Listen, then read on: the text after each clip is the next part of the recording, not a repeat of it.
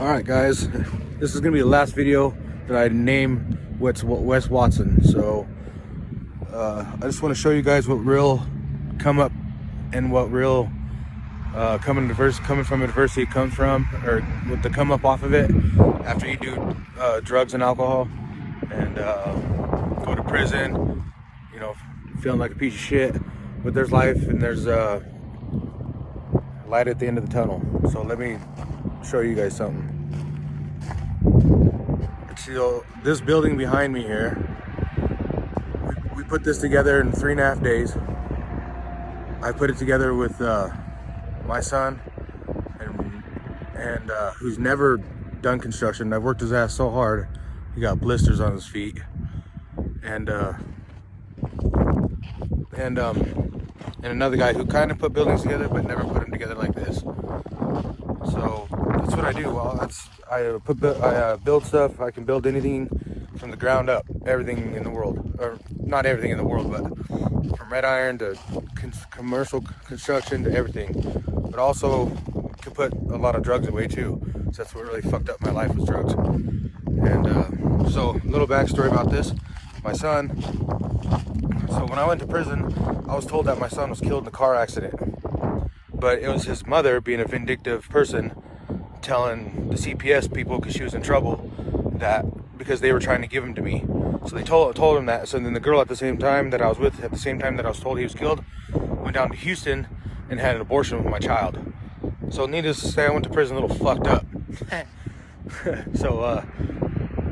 So needless to say, I went through prison and then went to the halfway house. This is like 4 or 5 years. I think my son was killed.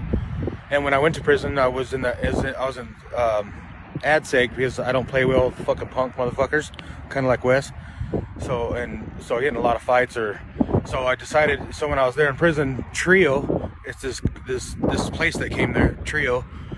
It helps felons and kind of get their life back, but they can only help to a certain point. So my program does different, and then I'll throw another video in the mix later about what my program is going to become, because in my position in my life now, and the position that I've been hired into now, the company that owns this fabrication company that I work for now, is really, really big, and it's like on the stock market. So anyways, back to the story. So one day I was in a halfway house. It was like 2 years into my 7-year sentence. I was there. I had to stay in the halfway house for 18 months, and on the streets for pretty much like 6 months. So 2 years into it, I come back from the gym or work one day from old Chicago, and there was a envelope on the floor, or on my bed, and it was from Child Services, and it was child support for both kids. That's how I found out my son was alive. I had to call child support and ask them, why in the fuck are you charging me child support for a dead kid? And that's how I found out my son was living. So from then on, I fucking reached out for my kids and found out both, because they're twin. I have twins, and they're both fucked up and dope. They're 18 years old, got fucking felonies, and both headed to prison. One didn't go. The one that works with me now, who's changing his life around, he has been to prison twice. So yeah, I feel like a fucking straight piece of shit father, but at the same time, you know, I don't know, it's just really mixed up feelings about that shit. But anyways, I told him if he did good in prison, stayed out of trouble, kept his nose out of the business, and did what he had to do and stay straight, I'd come out, move my family out to where he's at, or move his sisters and stuff out to where he's at, and do good. So this here is a product of that. In 4 fucking days of doing good, with working with me and doing good, and just getting his life together and doing right. Every day he tells me that he wants to do meth, but he can't, you know, yada yada, and his counselors want to put him on Adderall. That's another thing. Don't fall victim to that shit, because when that comes down off the Adderall, you want to do meth and shit. So fuck that. All you gotta do is work hard, and just concentrate on yourself and be a good person. That's it. And God will give you everything you fucking ask him for. Don't beg him for it. Don't say please.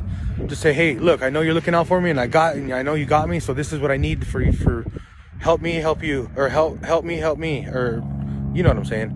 Anyways, so It's a little cold today, and today's laundry day, so I just want to let you know this is a very good achievement, big achievement for my son, for me, for this company that I'm with. So I'm just letting you know it's achievable.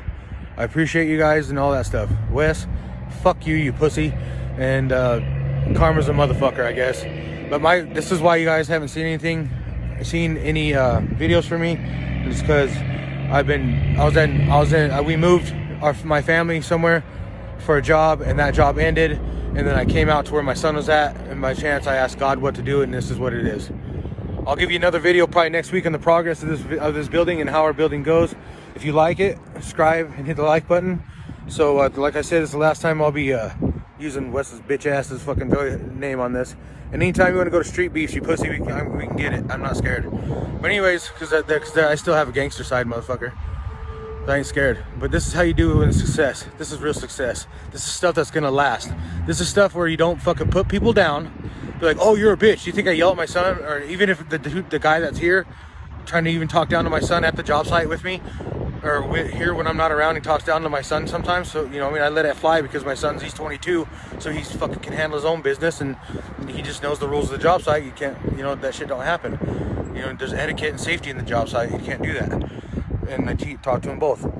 But you don't talk down to motherfuckers. Oh, you're a bitch. You're a piece of shit. Now go build my fucking building. You're a bitch. You're a piece of shit. Now go fucking work out. You're a bitch. You're a piece of shit. Now go do this. Blah, blah, blah. That's not how you do shit in life. This right here will stand. This building right here will be the minimum of 100 years. What kind of effect are you going to have on people in 100 years, Wes Watson? So, to all you felons and addicts, I got your back.